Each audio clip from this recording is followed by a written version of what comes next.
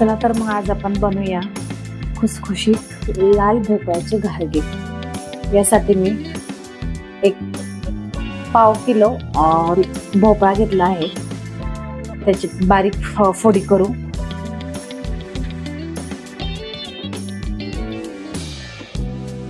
बारीक फोडी आपल्या तयार आहेत। आता आपण या फोडी वाफवून घेऊ।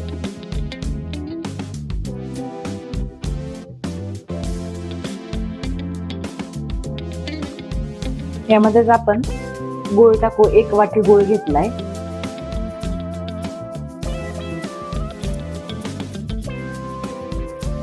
एक 15 मिनिट वाफेवर आपण शिजवून घेऊ भोपळा।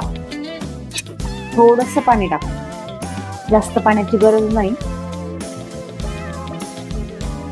आणि बारीक गॅसवर 15 मिनिट वाफ काढून घेऊ।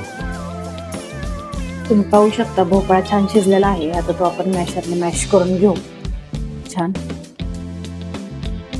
ते मी 3 कप गव्हाचे पीठ घेतले आहे, त्यामध्ये मी तांदळाचे पीठ टाकते। 1 वाटी बेसन पीठ,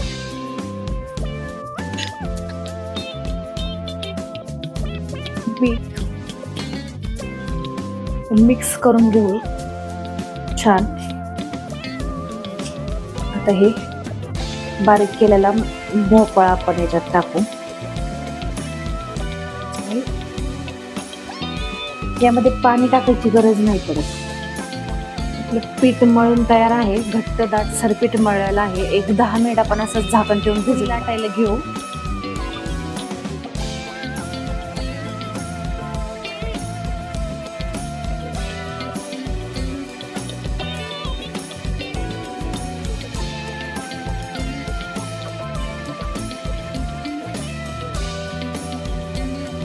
तेल गरम करून घेतले, यामध्ये आता आपण फोडी टाकू आणि तळून घेऊ।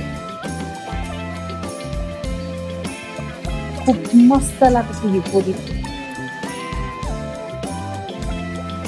तुम्ही पाहू शकता किती छान फुगली, किती छान मस्त असे लाल भोपळ्याचे घारगे झालेले आहेत। तुम्ही हे ट्राय करून पाहू शकता।